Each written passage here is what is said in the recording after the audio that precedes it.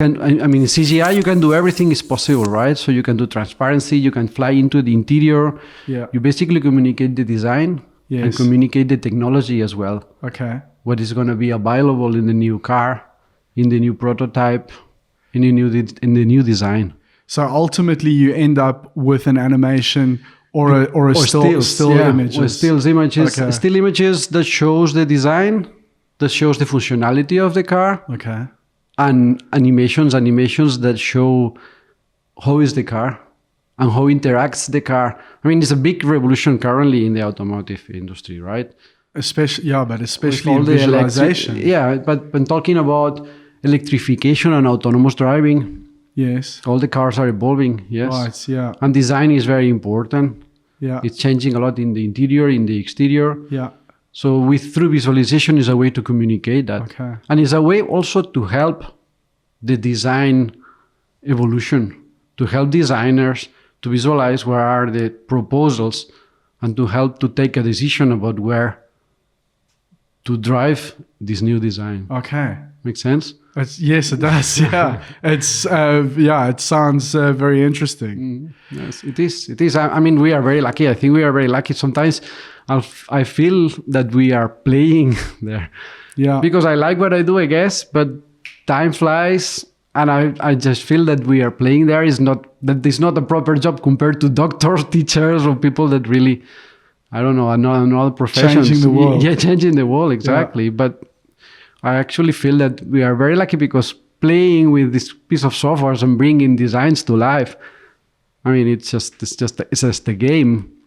But it becomes very important for the company, right? Yes, absolutely. I mean, you mentioned visualization is changing. Of course, it's changing a lot. Because currently everything is visual and we get a lot of information. We are just hooked to our tablets and smartphones and just getting and processing visuals all the time, right? So visualization become important for that. And technology moved in that direction that allows us to prepare so many CGI images. Yeah. So it is a revolution, yeah. Salv, you didn't. You started out in the automotive industry, but not as.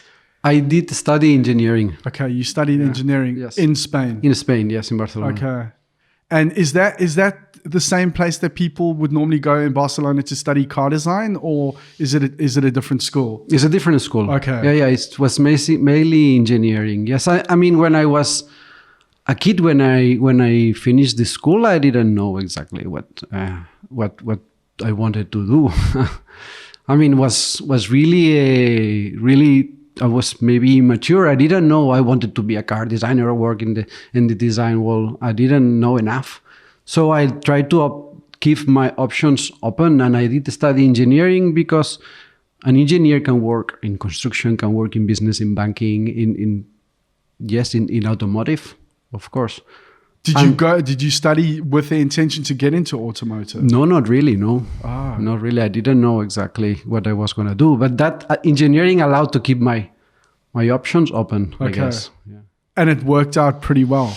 Yeah, it worked out well, of course, because in the school you really learn to solve problems, right? Yes. I remember like exams of 5 hours. Exams, I could bring all the books and all the calculator, everything. So I need to solve problems. Physical problems or chemical problems or fluids or mechanical problems, right? And I remember that what you learn is to really get into the subject that looks very difficult and just to learn how to solve it, and after that solve a problem in the exam. So you really, this is what you learn there. But so do you think that's a natural attribute of yours? Is this problem solving? No, I think this is gymnastic. It's just something you train. Yeah? Yeah, absolutely. I mean, I like the challenge. Maybe this is natural. But then to solve problems, you basically need to practice it and learn it. But you were good in maths and science and that sort of stuff at school? Yeah, not especially, no. I guess you had to work it hard and you end up solving it, yeah. Okay, interesting. And so after you finished your studies, you went and... After I finished my studies, I get involved the last year in a degree of CAD, computer-generated modeling, yeah, in a technical department was next to the engineering university, and then they had a rapid prototyping machine. But, sorry, was this a course that you did? It's a course that I did. Yeah. Okay. I mean, you have to get some additional subjects to finish the course the last year, and I had this interesting course. There was a technical center, as I said, next to the engineering university, and they were doing these CATIA courses, so I get involved in that. And then in that course was like a degree, a post-degree. We model a spaceship, and they had a rapid prototyping machine at the time, and we printed. And yeah, that was when I started with CAD. And from that, I get a job at SEAT. But in the technical center, it was like 1,000 people working there in the technical center, and they were using CATIA before at the time. It's very old software, but yeah, I mean, that was the start. So you have access to the technical center, 1,000 people just making the car real. Okay. And you were, how long were you there for? I was there 3 years, but the first year I was assigned to the design department, and I had to help them to just improve their workflows, help them with the tools, report issues. And this is my first contact with the automotive design industry. Did you have somebody leading you through that process of helping design improve their workflows? Yeah, basically what we did is try to integrate design in the rest of the technical center, and just try in the company, part of the Volkswagen group. What I was doing is assisting all the CAD computer generated softwares inside the technical center. And I was designated to the design department. Okay. Yeah. And just by chance? Yeah, a bit. I mean, because I like it as well. We were small teams of engineers, and I was interested in design, and I was lucky that I was designated there. I mean, my boss at the time, and we had an open discussion, and yeah, why not?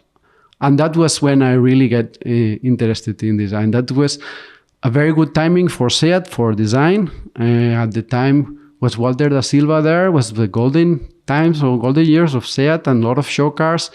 And they blow my mind, the passion and the amount of projects that they were running at the time, and the professionals and the talent that was there, that really blow my mind and really direct me in that world. Yeah. A lot of show cars as well, right? Yeah, well, there's the Tango and the Salsa, and was the attention of Volkswagen was into SEAT.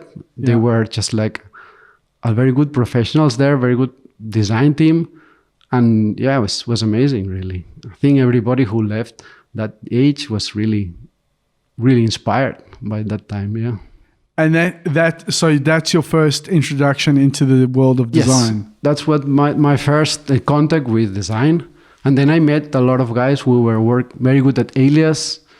They were very good. I mean, Alias at the time was a huge package, did rendering, did animation, not only modeling. After that, it's been probably focusing more in the modeling side, but at the time we were doing almost everything with Alias. Renders as well. Renders as well, yeah. But very complicated though. Huh? Yeah, a bit complicated. I still to this day don't know how to render.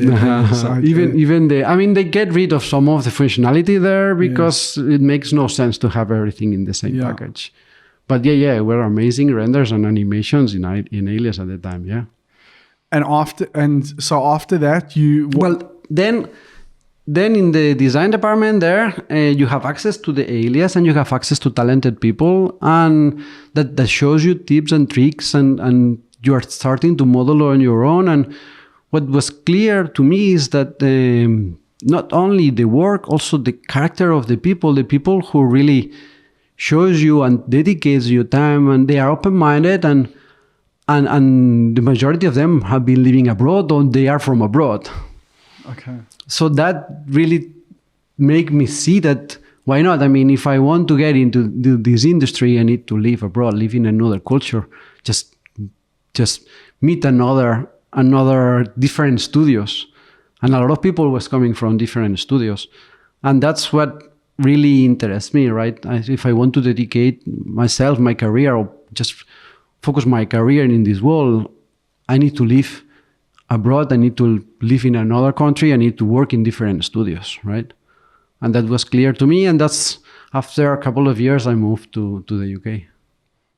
And with the view to step away from the engineering side?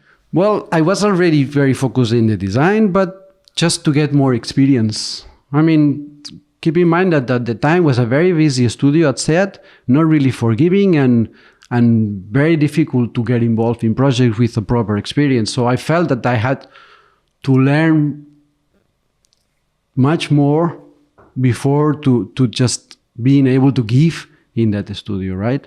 And I wanted personally also to move abroad. I think it's very important to learn to adapt to a new culture, to a new environment, to just get out of your comfort zone and just being able to develop and fit and adapt to this new situation, right? It's part of your professional and personal growing, I think.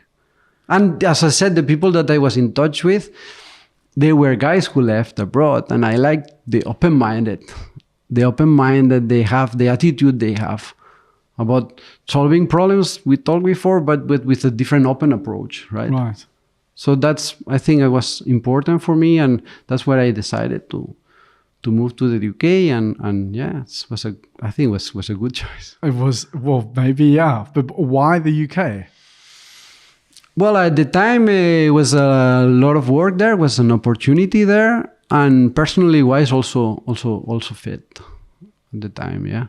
And I get in touch with a company, it was a reseller of Alias at the time, and they were looking for a guy, and yeah, even my English was very bad. They just decided to hire me, and I think it works very well for them and very well for me as well. What did they hire you to do? Well, this company sold the Alias software, was the main reseller in the UK, Yeah. Magenta, Yes. and they were basically selling the software, but it's a very expensive software, so you cannot send the codes by email. You need to sell the software with support, with training, with somebody who knows how to use it and has got experience in the automotive sector or working in a studio, right? But your task was with regards to the training, not selling. It was a bit of both, because I had to demo the software. You need to go to a company and show them what the software is able to do. They already may know a bit about it, but you need to demo how the software works. I also did all the demos for the new releases. If there was a new release of the software, so we did a big event inviting all the different customers, and we presented what are the new releases, what are the new features of the software. So basically it was supporting the salespeople for new customers and supporting the existing customers that they are having licenses of the software, and they have problems and they have issues, and they want to just keep taking the whole using the whole possibilities of the software, because it's a huge software, huge package. So you need to train more people, new people, just recycle the people that's been using it for the new tools. So it was really busy. Yeah. I mean, bear in mind that our customers were all the automotive companies in the UK and Sweden that were using Alias. Not only automotive, also product design and design agencies and CGI studios, which is a huge database. Yeah. That's insane. But but Alias was already being used a lot? Or? Yes. Yeah. Yes, okay. Yes. And so I moved to the UK in 2004. Yeah. Yeah, at the time, 2005 at the time. And yeah, Alias was the main software in the design studios, yeah. Okay, so if we just let the cat out of the bag, so that's not at that time, it was a bit later on, but that's where we met. Yes. And you were running this Alias course? Yeah, I mean, after 3 years in the UK, 2007 probably we met around that time, yeah, 2008, when you graduate, yeah. Yeah. There was a gap between the amount of people needed to run Alias, and the companies were asking for more people that they were good at Alias, and this was difficult to learn Alias at the time. Yeah, I mean, you need to go to a dedicated school to learn it, that there were not many dedicated schools just to teaching it to that depth. Yeah, because design universities just cover so much that Alias is just a small part of their degrees, I guess. And there were not enough Alias people, and there were a lot of students struggling to get a job, to get an opportunity in a design studio. So that's what with the support of my directors at Magenta, we start to define a course, a degree, to just bring up to speed to the design students and to teach them how to improve their Alias skills. How long did you guys spend developing that course?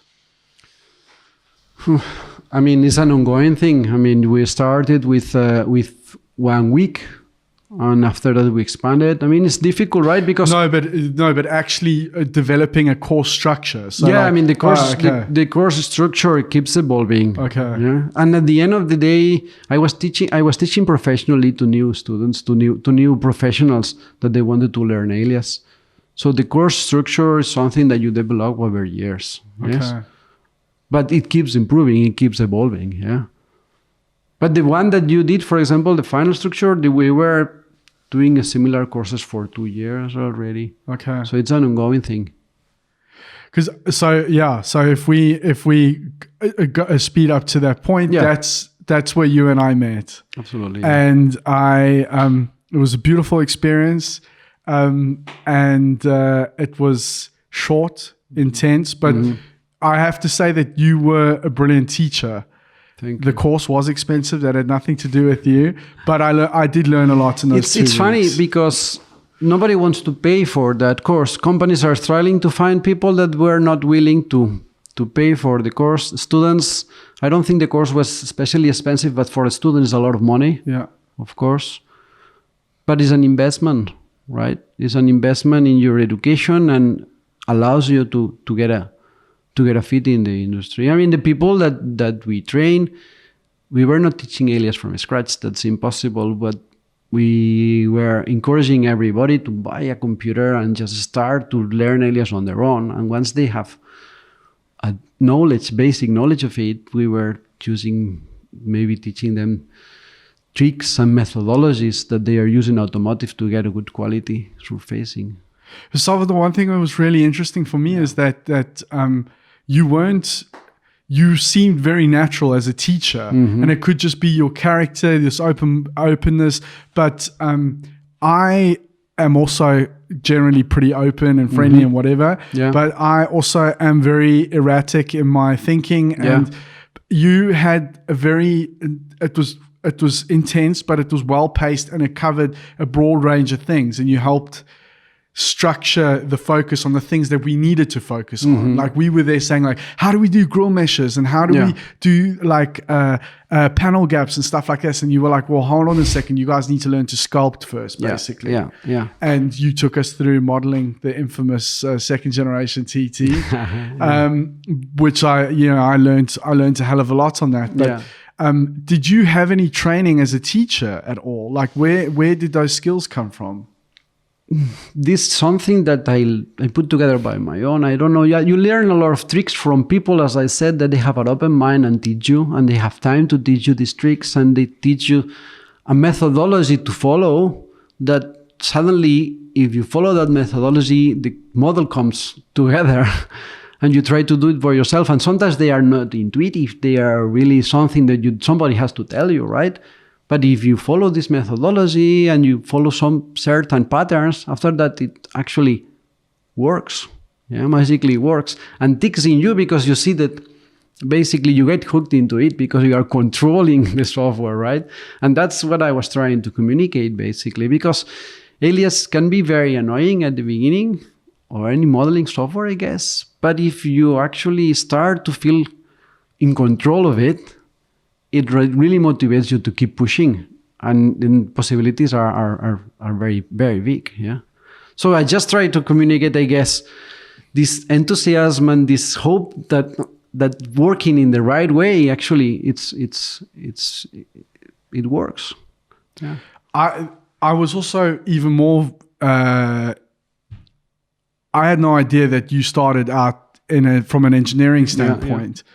And there was another boss many years later that I worked for that also ironically started out as an engineer. Okay. But your picture, especially coming from a creative background of an engineer, is somebody that's very rigid, very unwilling to deviate from a certain path. Yeah. And I think we all just think, okay, there's no creative bones in that person's body at all. And both on this other guy's occasion and also with you, I was really surprised. And I think, well, an engineer become an engineer after working as an engineer, not because he has studied engineer, same as a designer, right? So, and I always work in a design environment. So this is what you develop during your experience. And that was always in a very creative environment. I mean, also my mom studied fine art. Maybe this artistic area, this artistic part is inside me, yeah. But I never work as an engineer. Always I mainly work in a design studio. Okay. Yeah. But surely that engineering background helped with, I mean, if we talk just about, not necessarily about Alias, but if we talk about your teaching, it helped maybe give some structure to certain issues of Alias, you need to really just focus it as an engineer problem, isn't it? I mean, if you go to solve these ball corners or these areas in the car that really need to flow, this not much related to design in certain point in that respect needs to be really methodologic. Yes. Right. Don't you feel that? There are moments like that for sure, where there are moments where it just becomes hardcore problem solving and the creativity is almost out the window. It's like you've got the creative process is, I mean, it's an ongoing thing, but you eventually face with these problems that you need to somehow solve. And that's not necessarily where art school comes in. Yeah, sure. But then when you learn how to solve them, you can forget maybe about this engineering part of this problem solver and focus in the art. Yes. But you need to solve that first. Yeah. It's like learning your tool and then you can just be creative with that tool and not think how to use the tool. Exactly. Yeah. Yeah. That's what needs to click, right? But when it clicks, it just hooks you. Yes. Yeah. It was, I've said this many times before, but I at university, I gave up on it completely because I was like, I'm never going to fucking understand this. And fortunately, you changed a lot of that. Yeah, so. No, I think something that was really encouraging is to see the amount of students that we train and that course. And after that, they become Alias modelers or even Alias managers. It's really rewarding, right? Yeah, I bet it is. Yeah. I haven't done it yet, but yes, yeah. Well, so you were there for 7-8 years, or I was 7 years in the UK. Yes. Okay, and then after that, you decided you wanted a change of scenery, change of life. Yes, after 7 years in living in London, I think I was closing like a stage of my life, and I met my current wife. And was again a very busy time at SEAT, and I called who was my boss for a while, and he had an opportunity. He said, "Yeah, when are you starting?" I said, "Well, hold on a second. Yeah, after 7 years." And I talked to my current wife, which was my girlfriend at the time, and what do you think about moving to Spain? And yes, yeah, amazing. And I started at SEAT 2 months later. As an Alias modeler. So you went there as an Alias modeler? Yes. Freelance Alias modeler. But at the same time, the reason why I went there is because I was really interested in visualization. And even in the course, I tried to push you into the visualization world, because it's great to model something very nice, but then you need to sell it, right? Then you need to show it. And it's very important to use the visualization tools to show, communicate your design. I definitely didn't understand it at that time because it was, in my mind, I had a very simplistic view of it. I just thought, okay, cool. Well, the renders are nice for sure. But it was like, okay, well, I didn't necessarily see the creative, like a huge creative potential in it, which is obviously in hindsight really narrow-minded. But I was just like, okay, great. I want to learn to sculpt. It's too much stuff, I guess.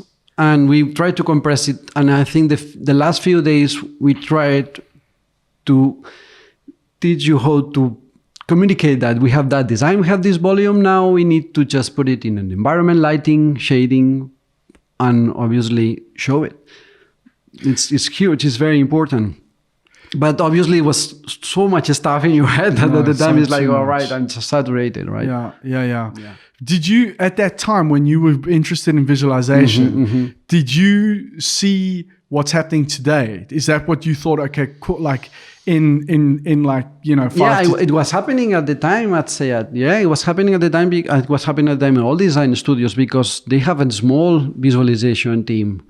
But the good thing about it is that the tools were getting more available for everybody in terms of, we had Showcase at the time, now after that VRED. So for an Alias modeler was relatively simple to put together an assembly, and that's what I did at SEAT also with my position as a modeler, putting together an assembly in real time and being able to present it in the Powerwall. Okay. So that was part of my task then. And that's what really moved me into Visu, because you start putting together the assembly, putting shaders, materials, lighting, and after that presenting it, and after that keep modeling and presenting it again. But you want to improve the assembly and you want to improve the way you show it, so you end up doing mainly visualization. That's what happened to me, and learning other tools, of course, because the real-time tools, they are very interesting, but then you get into the proper visualization, right? Getting into Maya, V-Ray, and just pushing it farther. Did you see all the VR stuff coming? And yes, it's already there. Yes, it's already there. But you know, 15 years ago, whenever it was, I mean, did you see? Yeah, of course.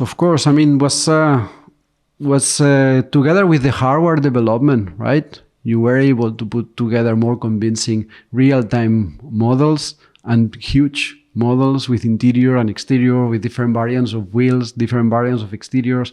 So that the hardware started to allow to do that in real time, and yeah, of course, was there. Yeah. What's pretty interesting for me, and I don't know if a lot of people know this, is that like visualization artists come from a whole different, from different areas. Like they don't, like, I don't know, there's a lot of them that especially in Europe, that definitely had nothing to do with automotive design. No, it's a lot of stuff that come from the film. Yeah, from the film, from the gaming. The gaming is pushed the Visu quite a lot, yeah.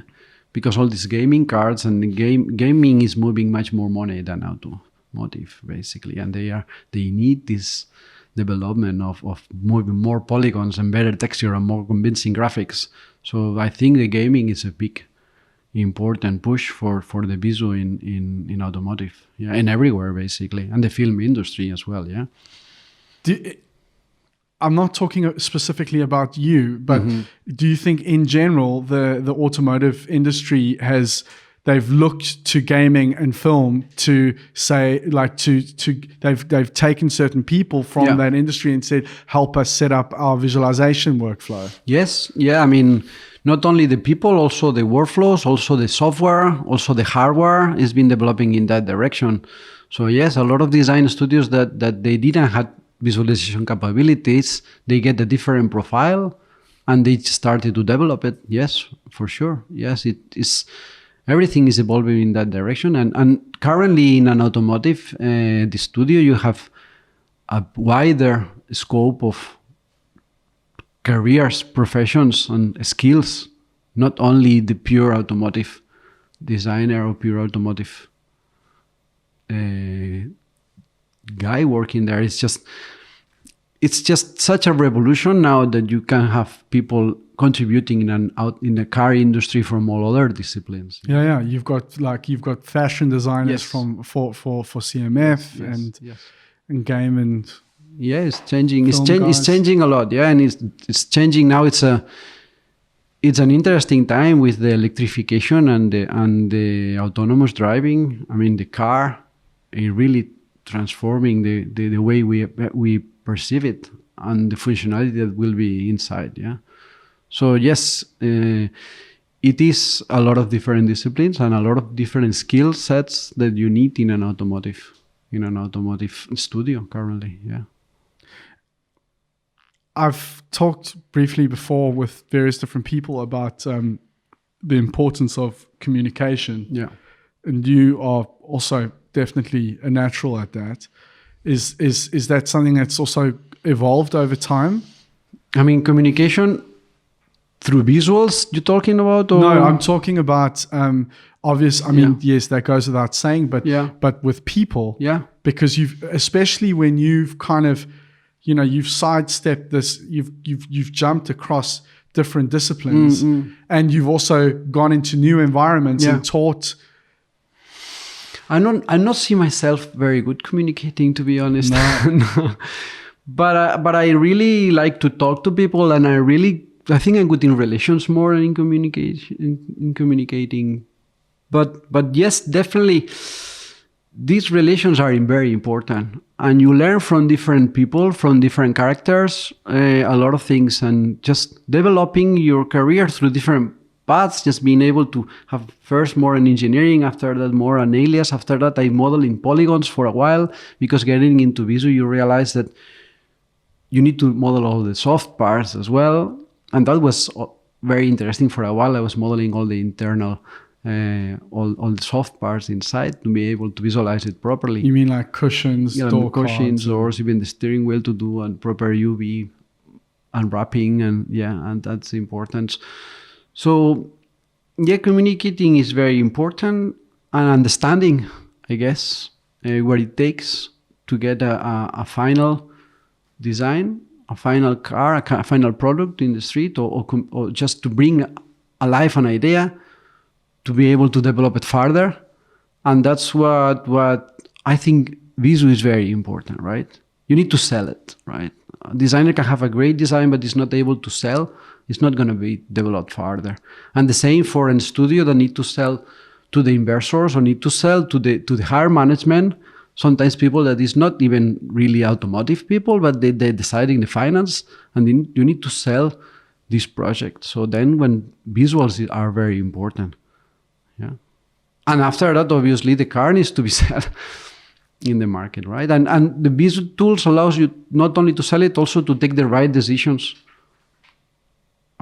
to just progress and develop the software, the model in the design in the right path. Yeah. It's I think maybe communication wasn't really the best question, but I mean, you've taught that's definitely important, but as you say as well, your relationships that you build with people, I mean, this is paramount. Yeah. I guess it's important to that's where I said, get out of your comfort zone and just meet different range of people and understand the issues or the problems that they have, to being able to contribute, to help and solve it, I guess. Salv, after your time working as an Alias modeler at SEAT, did this evolve into the role of just doing full-time visualization and no modeling? Yeah. Yes, currently I'm not doing modeling. But at SEAT. Yes, of course. Okay.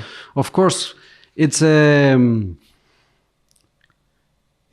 that I think in all the studios have developed from having only one person just taking care of the visuals, or just subcontracting the visualization to another department. Every different design studio has developed an internal Visu team inside, and that's grown a lot due to the amount of improvements in that sector. And I think all the automotive studios now, they have a Visu team inside. So at SEAT happened the same. There was a growing Visu team, and that's why I started to work in the Visu team. And I was that was already established when you started working in visualization. Well, that come after I spent 7 years at SEAT. So the first 2 years I was doing a bit of everything. And after the third year, I just focused in Visu. Yeah. Okay. But that was getting into Maya, getting proper realistic renders, but just supporting all the different departments, but just mainly Visu. Yeah. Were you learning a lot from the guys internally, or were you looking online to other disciplines at that time? A bit of everything. Yeah. A bit of everything. They were more skills than me guys there in the department, learning from them and learning, just going through different manuals and just self-taught myself, and just working by doing, I guess. It's the best way to learn. It is, if you've got the right people around you. That's important, yes, of course. I mean, you need a guidance, and working in the right environment is very important. And once you have the right environment and the guidance and interest and passion about it, you will learn automatically. Very good. So so moving on from there, you were there for in total like 7 years. I'd say that, yes. And after that, then after this time was automotive is cyclical, so every few years there was a lack of projects, so a lack of budget, and I was few months there, and this opportunity of Neo came up. And I spoke with my wife. What about moving to Munich? I'm very lucky because she supported me. She quit her job, and he thought why not? Could be interesting for us. And we decided to come to Munich to pursue this opportunity working at Neo. The guy who hired me, I knew him from the UK, and I get on very well with him. So I said, why not? And it's been 2.5 years almost. Yeah. Wow.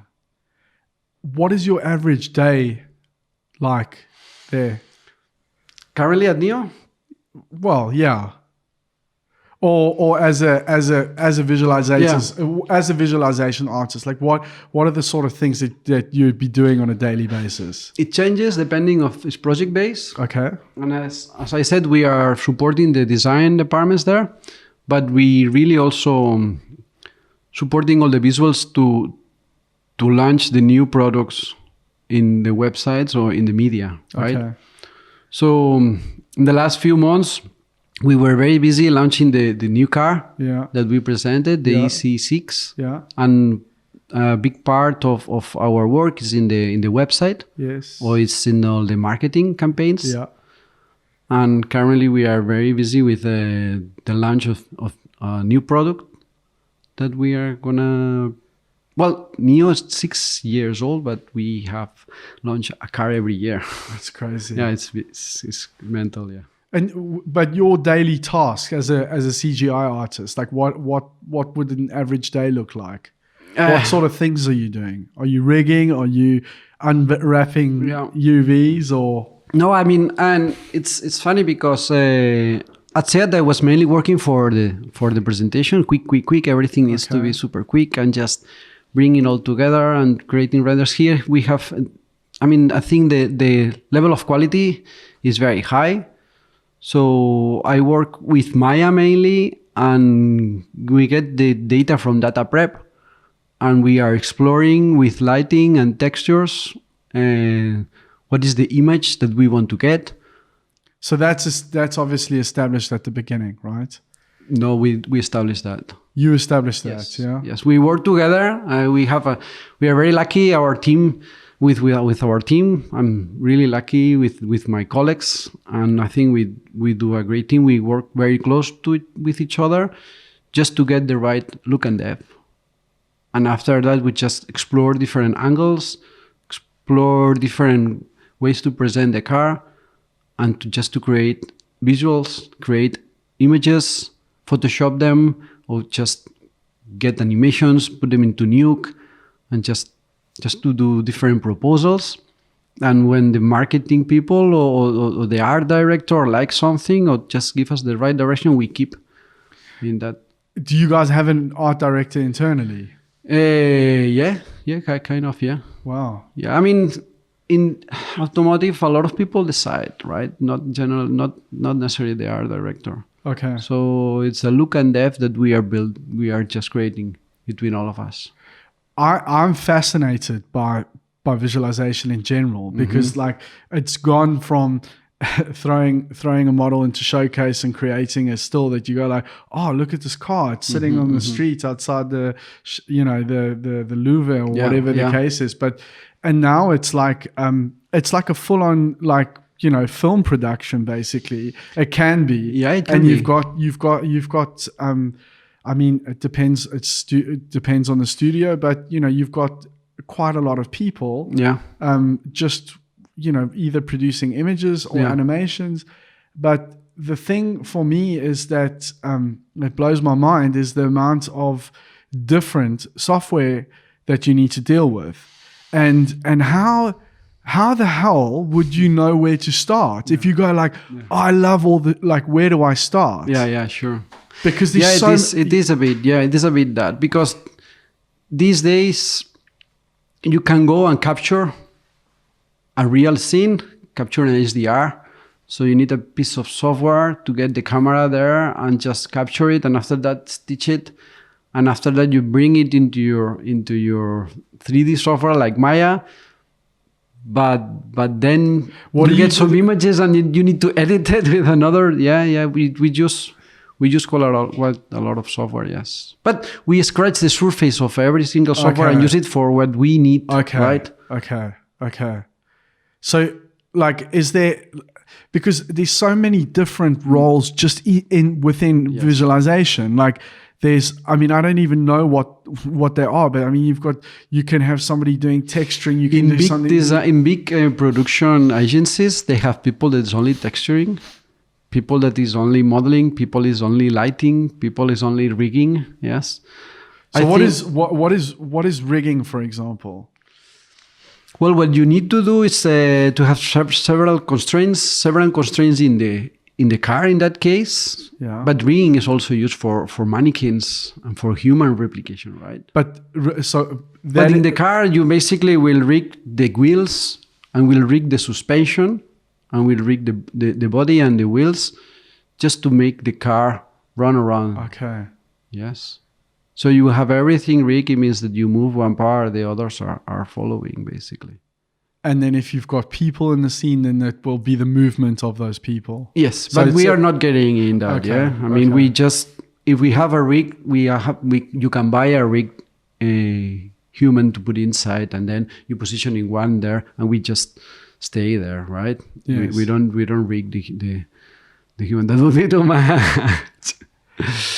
But for interior as well, you need to rig all the seats, for example, so you can after that fold the seats in a different way, or rig the steering wheel in a way that after that moves in that, reproducing the cinematics that they have in engineering, but in a visual way.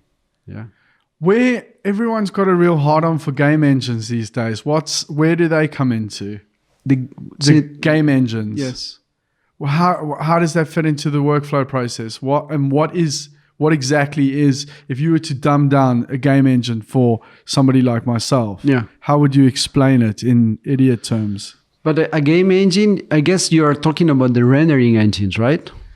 I don't know. Well, yes, I guess. And like Unreal, for example. Yes. So this is all used just for rendering. Yes. Okay. Yes. Unreal is the new real-time render. Okay. It comes from the game industry. It's started to get used in automotive. And why is everybody so like obsessed with it? Why is it so well, great? The results are very good. They are very convincing, and it's real time. But they still need to develop a bit, yeah? I mean, you see a lot of final results, and it looks great, but still a lot of work involved back of the back of the curtains.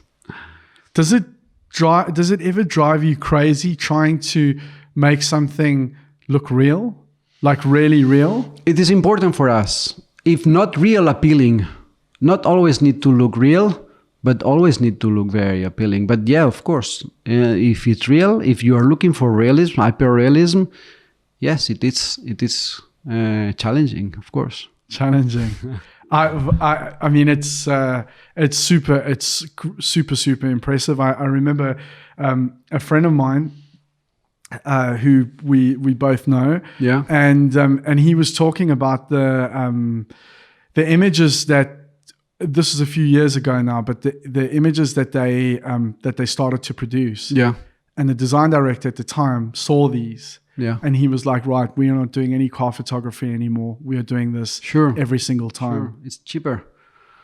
But I think the beauty is combine both, right? I mean, the good thing about having something in CGI, full CGI, is that it gives you a lot of flexibility and can be cheaper, but needs to look convincing at the time, yeah? In my experience, with the short amount of time we've got, it's nice to combine both real footage with CGI. Then you get a bit of both the best of both worlds. Creating your own footage as well, or using stock footage? These or days you everything? can do everything. You can create your own, and you Okay. can just, there's a lot of stock footage around you can use. I actually remember now Yeah. going back to the course. Yeah. When you were showing a showcase and you were introducing us to HDRIs. Yes. For the first time, and you at that time you were creating your own. Yes. Do you still do that? Yeah, we still, yes. No, you personally. Yeah. Because you would go on the weekend to a beach. Set up a camera. Yeah. Wow. Yeah, at the time, a friend of mine introduced me to that. We were to the Coventry at night and we captured the Coventry Museum. I don't know if I show you that. Because I still remember you showed me. There was an image of a Bentley that you. Yes. I remember it was a rear shot in front of the Transport Museum. Yes. Bentley, they were using at that time real time showcase a lot, and yes, we were helping them. And one of the best ways to get this realism is to go and capture the HDR, and you capture a picture of 3D60 basically with different exposures. So after that, you can bring that picture of the 3D60 in your software and just use the different exposures to light it. And yeah, we still do that. We have the equipment at Neo just to do that and go and shoot an area that we like, and after that, bring it into the software. Yes. What is the process actually involved? Because you set up a camera, you rotate it, take a picture. Yeah, we have a nice kit that does almost everything for you. You basically set it up in where you want, and in a couple of minutes you need to set it up, and just rotates automatically and does all the capturing of the 360. And it takes like 20, 40 pictures, and after that you stitch them together with a piece of software, and you have the 360. But they just do it on one axis, or you've got to do it. You need to do it in different axes. Yes, Okay. you need to do this with this island that we've got. You can reduce the amount of pictures. I think at the time I did like 200, and now with 20 pictures you can have the 360 completely, depending on your lens. Yeah. What lens do you use? I mean, we use for the 360 is an island. It's an island from the standard island that allows you to give the minimum amount of pictures to capture the 360. Okay. Yeah. So super wide angle. Yes. Yeah. Yes. And then, so how long does that process, the shooting of that, how long would that process take? It takes like 3 minutes to capture everything. Really? Yeah. So you can go to a location, set you it can up. go to a location, set it up, and shoot it in 3 minutes. And that's it. Yeah, that's it. I mean, you need to find the right lighting, right lighting of the day. Yes. And sometimes it's a car, right? So it's traffic there, right? Yes. So you need to make sure that there's no traffic and shoot it when there is no cars around. But 2 minutes is okay. And after that, there's the permissions. Depending where you're shooting, they're gonna ask you for permissions. Really? Yeah. But even you just essentially taking a photo, though, right? Yeah, but if you take a photo of a restaurant or some private house, the people will ask you, what is this picture for? So how complicated is the process of getting permission? Just do it with no permission, I guess. No, I mean, if you want to, after that, use that footage for commercial purposes, then you need the permissions and you need to have everything in place. Okay. But you are just using it for internal. Yeah. And it's, you can go away with that. Salv, if you were starting out today and you wanted to get into visualization, what would your advice be for? Well, these days is easy, right? The amount of information you've got in the net, the amount of information you can get. I mean, I think somebody interested currently to get into visualization can have a huge amount of information and can access to a relatively cheap computer with good performance and start to getting into Unreal could be good, getting into Maya for sure, getting into V-Ray. and starting to create. I mean, it's if you go to the social networks and you see the amount of people that amateur, they are creating very nice renders, the level is quite high. Yes. So get into it. It's a little bit like what I told you when we started the course, right? Get into it, buy a computer and just get into it. But these days it's easy because you have so much information there. Maybe too much information. There's a lot of information. Yes, maybe too much. That can intimidate you. But just like everything, it's get into it and start to filter and ask. And there are a lot of discussion forums to get the right path, I guess. I keep getting asked all the time about courses. Yeah. Anything that for you particularly stands out in Europe? I'm not really aware of what's going on anymore. Okay. Because I've been focused too much in my work, and I learned mainly everything when I need it, right? I just Google it and solve that issue. Or I don't know exactly which courses are there. Okay. But I cannot help you in that. But I guess it's a lot, yeah? It's a lot. Google it. No, but honestly, I don't know if there isn't a specific one I can recommend you because I haven't done my research. Okay. And But it's depending of the discipline, right? Because now it's... But that's what I'm so saying. much, Especially visualization is like, because there's so many different areas. Yeah, sure. I think in an automotive studio, you need to be aware and to be able to know a bit about everything. Yeah.